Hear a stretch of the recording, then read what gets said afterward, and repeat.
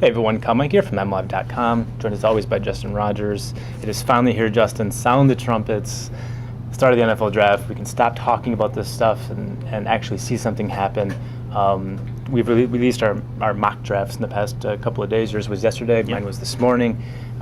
You picked Malcolm Brown, the defensive tackle from Texas, to the Lions at 23. Why'd you go with Brown? It's a remarkably safe selection. I was kind of beholden to the 22 projections I made before the Lions, and I looked at who I had left on the overall board, and the two guys that I thought made the most sense were Brown and DJ Humphries.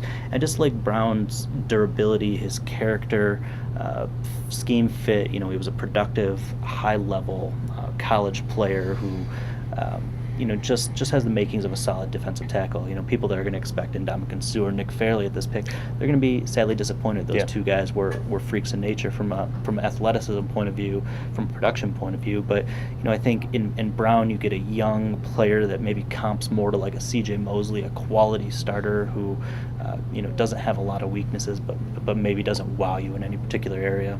He does have a wife and 2 kids, so I think he fits the He's in. He's all over that pick.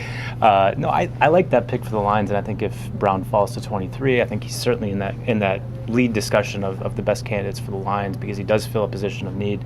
The Lions have Tyron Walker, they have Haloti Ngata at that defensive tackle position, but Ngata only has 1 year left on his deal, right. And so in the interest of continuity at the position, because Walker also is on a 1 year deal, you could get a defensive tackler in this draft, a guy like Malcolm Brown, and he would be theoretically a starter for you for a long time. I definitely get the pick because he's a good player and would. I think he's pretty polished according to the people I've talked to. I think he's ready to step in and contribute right away. Sure. My pick was DJ Humphries, the offensive tackle from Florida. Yeah. I think you'd mentioned him as one of the top considerations for your pick too, but I think he would be an outstanding selection for the Lions. In my mock, I have Lyle Collins well off the board by the time the Lions pick at 23. Yeah. I think if Collins is there at 23, he's a no-brainer because of he can play inside, he can play outside, good player, SEC pedigree. I think he'd be a great pick. But with him off the board, I went with Humphries. I think he's the second best realistic offensive lineman for the Lions.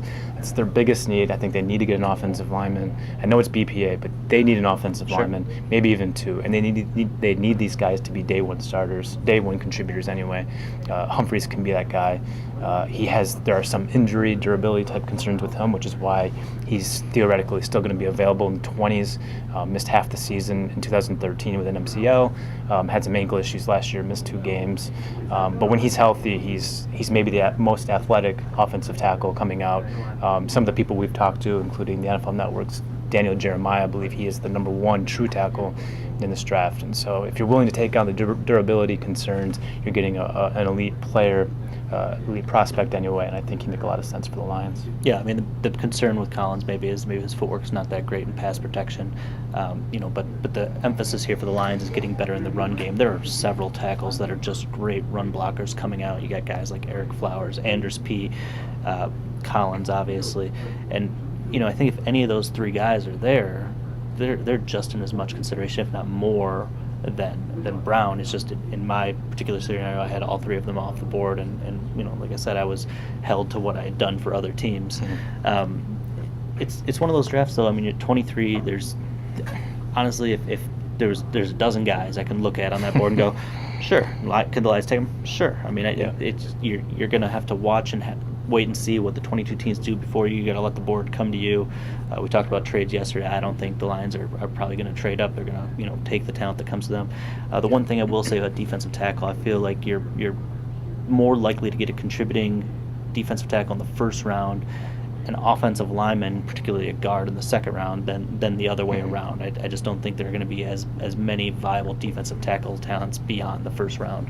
Martin Mayhew said last week that last year when the Lions were sitting at 10, it was one of the more unpredictable top 10s that his staff could remember. And with Bortles going to Jacksonville and Cleveland trading out of the top 10 with the Bills moving up for Sammy Watkins and then the Browns trading back into that top 10. Like there's just a lot of things happening there.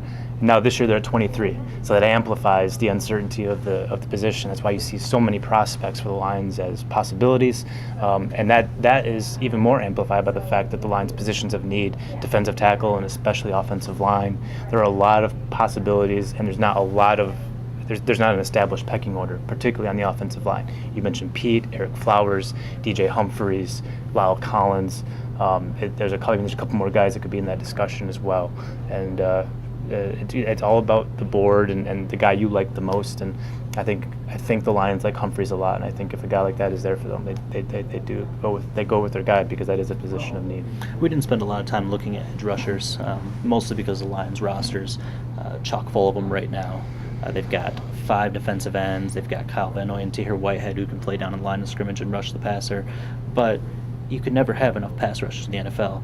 You got 2 guys right now that have some off-field issues in Shane Ray and Randy Gregory. There's a real possibility they'll be there when the Lions are drafting at 23. Especially Shane Ray, I think. Especially Shane Ray. Not just the marijuana issue, but also a toe injury that always are a concern. But if either one of those guys are there, and I have Shane Ray sitting there when the Lions are drafting, would you consider you one of those players if put on your GM hat here for a second? I would consider him. If I was a GM, I would be less concerned about the fact he likes to smoke weed. I'd be more concerned about the fact he doesn't know how to smoke weed. No, and this is what I mean. I should probably finish the thought. This is what I mean. The NFL, the substance abuse policy is set up so that players who are not in that program, they could smoke recreationally marijuana and not get caught. They're only tested once a year, and it's always in a specific time between April and May or so forth. And once you're tested your one time, then you're free for the next 11 months to do your thing, as long as you're not in the substance abuse program. And so the NFL has this set up in a way so that the players can do their thing. What they don't like are players who don't know how to handle their business. They can't make good decisions. They put the club at risk, or put themselves at risk.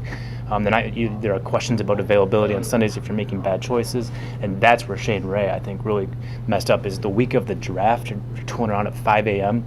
with weed in your car. That's the decision making that led to that is what's going to concern clubs, I think, more so than actually the fact that he smokes weed. And if I'm a GM, that would concern me. I think I would pass on him, because if this is the most important week of your football career to this point, and you're putting yourself at that kind of risk, that's a major red flag for me. What about you? I'm more concerned about the toe. I mean, the weed thing is it is what it is. I mean, I think people would be shocked. I think even we might be shocked if we knew the true percentages of players that smoked at college and the professional level. It's a lot higher than I think most people think. For sure. But a turf toe, especially for an explosive defensive end, they say there's no surgery on the table, but surgery is always on the table once you get selected, and that money is guaranteed.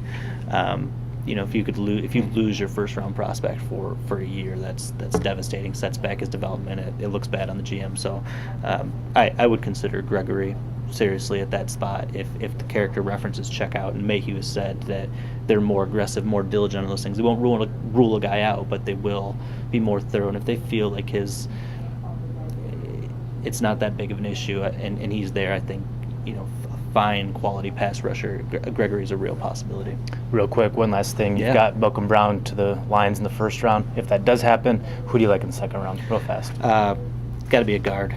Somebody like an AJ Cann, a Laken Tomlinson. Although I highly doubt the Duke guard's there. He's moving up. He could slide even in the back end of the first round, or even Donovan Smith from Penn State. One of those offensive linemen that could plug and play right away. That wasn't very fast. Nope. I have DJ Humphries. I have the Lions getting their offensive lineman in the first round. If that happens, I could see they still need the defensive lineman. Yeah. But if that happens, I could definitely see an offensive speed option, a skill position player like Tevin Coleman or Amir Abdullah, the running backs from Indiana and Nebraska, or even a receiver like the Kansas State kid Lockett. I like him a lot, even though the Lions have 2 receivers. They do have a need at third receiver, and they do have a major need in the return games. Tyler Lockett could fill those 2 needs for the Lions. I think any of those 3 options I like for the Lions in the second round. Yeah, and if they don't go Malcolm Brown, I love Carl Davis. I think he's just the prototypical fit. If he's there in the second round. Which I'm not sure if he will be, because I think he's sliding up too. He could go in that first half of the second round. Yeah, I mean, there's some concerns. Maybe he might be lazy or have a bad motor. Jim Washburn and Chris Kasurek will fix a motor issue real fast at the defensive line. They got Nick Fairley going. They could get anyone going, and Davis has that, from what I've read, a pretty good football character. That's what we got. Obviously, a lot to come today with the first round of the NFL draft happening at 8 p.m. We'll be all over it at MLive throughout the night and into tomorrow once the first round pick arrives in Allen Park. So keep it right here. For Justin Rogers, I'm Kyle Meinke. We are MLive.